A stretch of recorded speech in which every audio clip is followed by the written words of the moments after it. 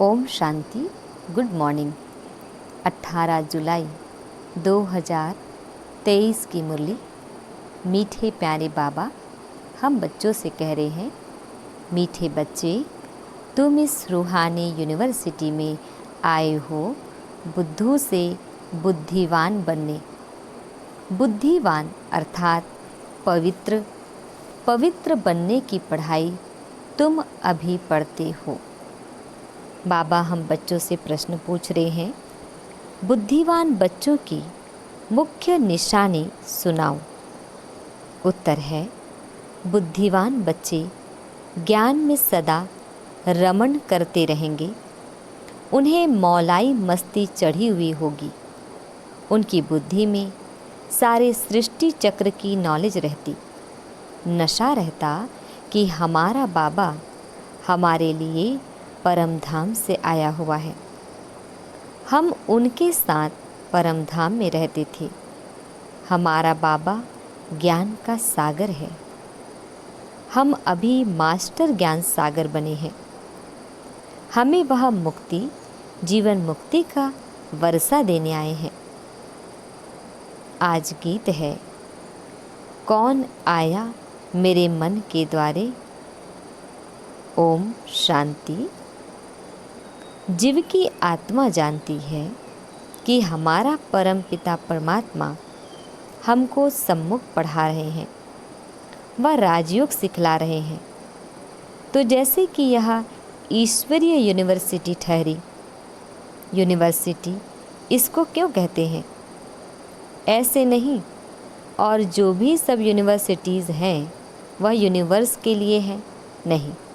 जैसे विलायत में यूनिवर्सिटी है, परंतु वहाँ है गोरे तो काले लोगों को आने की अलाउ नहीं करते हैं, तो वह यूनिवर्स के लिए तो ठहरी नहीं, तो उनको यूनिवर्सिटी नहीं कहेंगे।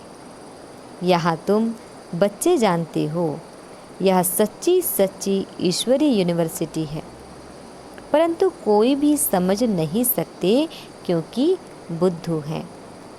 बुद्धू को बुद्धिवान बाप ही बनाते हैं। मनुष्य बुद्धिवान के आगे माथा झुकाते हैं।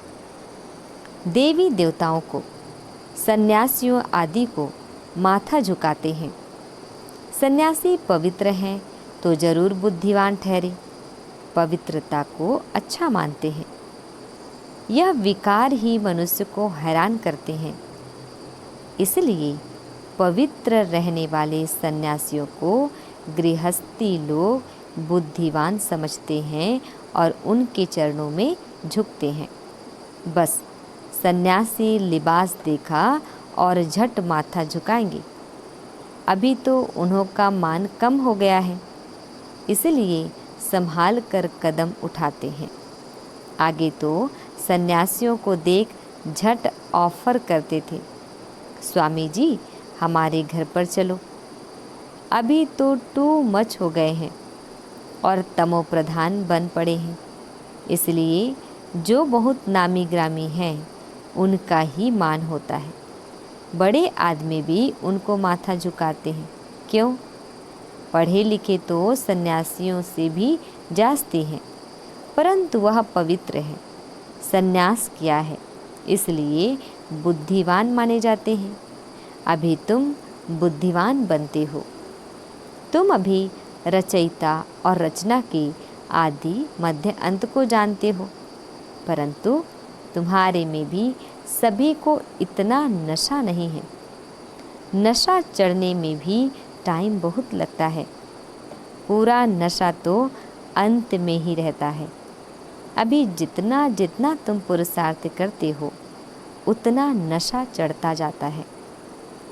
निरंतर यह याद रहना चाहिए, हम आत्माओं का बाप परमात्मा आया हुआ है, हमको पढ़ा रहे हैं विश्व का मालिक बनाने। तो पुरुषार्थ करने की शुभ चिंता होनी चाहिए। सभी को वह चिंता नहीं रहती।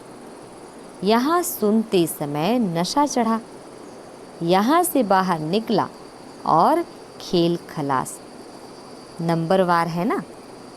हम आत्माओं का बाप आया है, हम उनके पास परम धाम में रहते थे, ऐसे और कोई नहीं समझते हैं। साधु सन्यासी आदि पवित्र हैं, तुम्हारे में भी नंबरवार है। सभी को यह निश्चय नहीं बैठा है कि हमारा परम पिता परमात्मा ज्ञान का सागर है, जीवन मुक्तिदाता है, जो हमको स्वर्ग का मालिक बनाते हैं।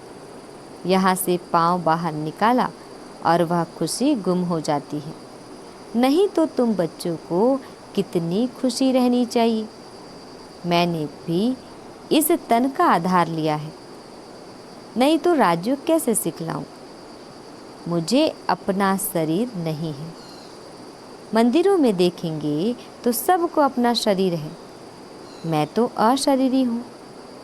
और सभी को आकारी व साकारी शरीर मिला हुआ है, मेरा शरीर नहीं है। सोमनाथ का मंदिर है अथवा शिव के मंदिर में जहाँ भी जाओ वहाँ निराकारी रूप है, सिर्फ नाम भिन्न भिन्न रख दिए हैं। यह तो जानते हो आत्मा परम धाम से आती है, भिन्न भिन्न शरीर धारण कर पाठ बजाती है। मैं इस 84 के चक्र में नहीं आता हूँ। मैं हूँ परम धाम में रहने वाला, इस शरीर में आया हूँ। तुम कहेंगे निराकार फिर कैसे आते हैं? हाँ, आ सकते हैं। तुम लोग पितृ खिलाते हो तो आत्मा आती है ना, शरीर तो नहीं आता, आत्मा प्रवेश करती है। समझते हैं, आत्मा दूसरे शरीर में प्रवेश करती है। कोई तो भूत की आत्माएं बहुत चंचल होती है, पत्थर आदि मारती है। आत्मा शरीर में आती है तब कुछ कर सकती है, उसे घोष्ट कहते हैं। अशुद्ध आत्माएं भी प्रवेश करती है। तुम बच्चों को अनुभव है कि कैसे अशुद्ध आत्माएं भटकती हैं, जब तक उनको अपना शरीर मिले। शुद्ध आत्माएं भी आती है, यह भी ड्रामा में नूंद है। जो कुछ पास हुआ ड्रामा का खेल है। बाप समझाते हैं, मैं आकर साधारण बूढ़े तन में प्रवेश करता हूँ। जरूर अनुभवी का शरीर चाहिए ना। ब्रह्मा का नाम मशहूर है, ब्रह्मा की राय भी मशहूर है। ब्रह्मा को फिर कहाँ से राय मिली? ब्रह्मा है शिव बाबा का बच्चा, तो उनकी है श्रीमत, तो जरूर मुख्य श्रीमत ब्रह्मा की होनी चाहिए, जिसमें बाप प्रवेश करते हैं। भारतवासी इन बातों को नहीं जानते, वह तो समझते हैं सब एक ही एक है। श्री कृष्ण शिव आदि सब एक ही है। श्री कृष्ण को महात्मा योगेश्वर कहते हैं, परंतु क्यों कहते हैं यह तो समझते नहीं।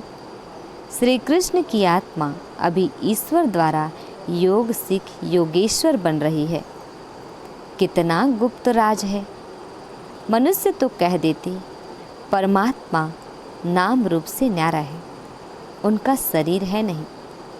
परंतु तुम तो कहते हो सोमनाथ का मंदिर शिव के अवतरण का यादगार है। जरूर कल्प पहले शिव बाबा आया हुआ था और अब आया हुआ है।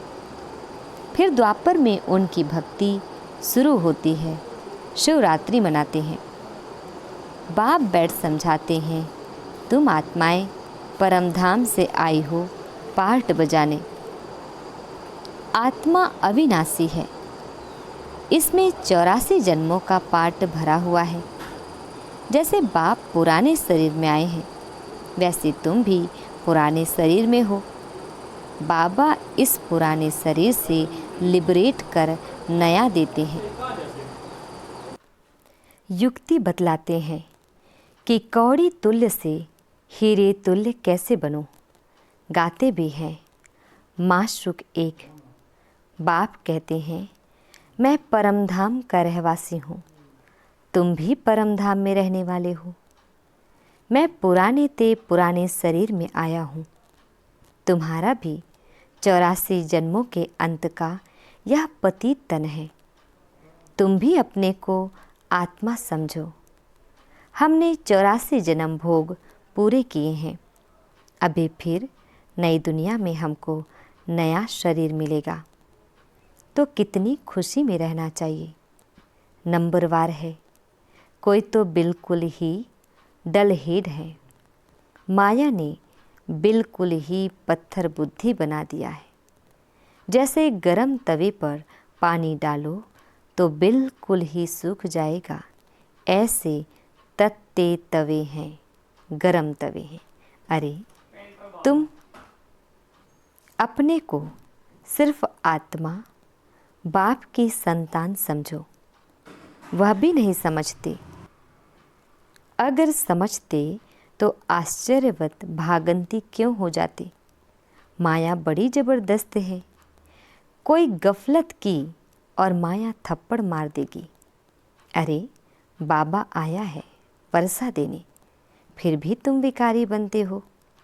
बड़ा ज़बरदस्त थप्पड़ लगाती है।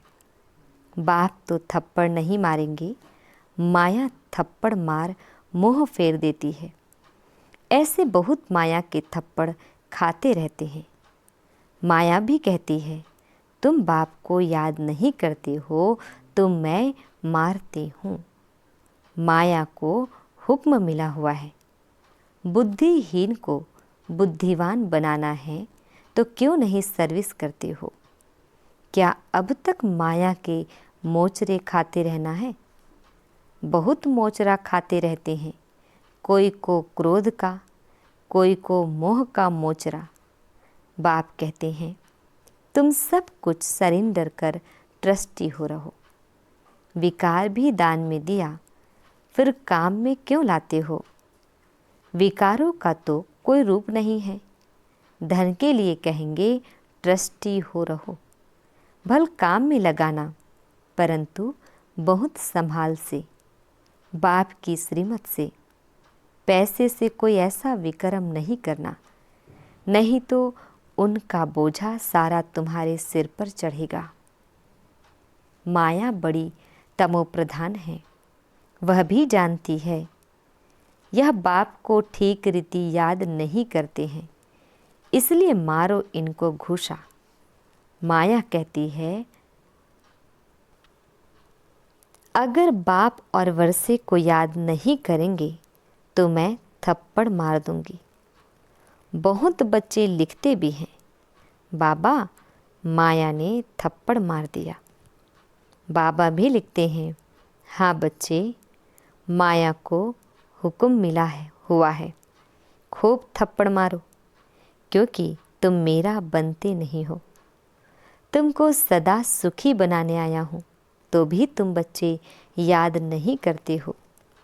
मैं भी बड़ा सहज, परंतु टाइम लगता है, नहीं तो बाप और वर्षे को याद कर खुशी का पारा चढ़ जाना चाहिए। आखिर में याद करते करते झुचकी माना हिचकी आए, बस हम बाबा के पास चला जाता हूँ, फिर आ जाऊँगा स्वर्ग में, एकदम जैसे मौलाई बन चले जाएंगे। अच्छा, यह तो कोई नहीं जानते हैं, आत्मा आशिक है परम पिता परमात्मा के। सच्चे सच्चे आशिक तुम हो। आधा कल्प तुम आशिक बन मासुक को खूब याद करते हो, परंतु यह जानते नहीं कि आत्मा परमात्मा पर आशिक होती है। वह तो कह देते, आत्मा सो परमात्मा, परमात्मा सो आत्मा। यह तो बहुत फर्क है। तुम जानते हो परमात्मा है माशूक, वह पवित्र सोल हमको कितना खूबसूरत बनाती है। हम आत्मा गंदी बनने से जीवर भी गंदे बन पड़े हैं। बाबा आए हैं फिर गोरा बनाने, फिर शरीर भी गोल्डन एजेट मिलेगा। खाद सोने में डालते हैं ना। अब देखो, यह मंदिर है आदि देव का, उनका नाम कोई ने महावीर रख दिया।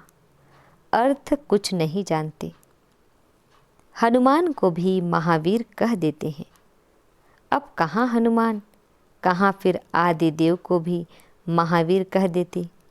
जैनी महाराज मुनि ने जो कुछ कहा वह चल पड़ा। आजकल तो रिद्धि सिद्धि भी बहुत हो पड़ी है। यह बाबा सबको जानते हैं, बहुत मेहनत करते हैं, हाथ से केसर निकालते हैं। मनुष्य समझते हैं बस कमाल है, झट फॉलोवर्स बन जाते हैं। रिद्धि सिद्धि वालों के तो ढेर फॉलोवर्स हैं। यहाँ तो वह बात नहीं है। बाबा कहते हैं मैं 5000 वर्ष पहले मुआफिक आया हूँ, ऐसे कोई कह न सके। बच्चे कहते हैं बाबा 5000 वर्ष पहले हम आए थे, आपसे स्वर्ग का वर्षा पाया था। अब फिर परम पिता परमात्मा शिव के बच्चे आकर बने हैं इस ब्रह्मा द्वारा।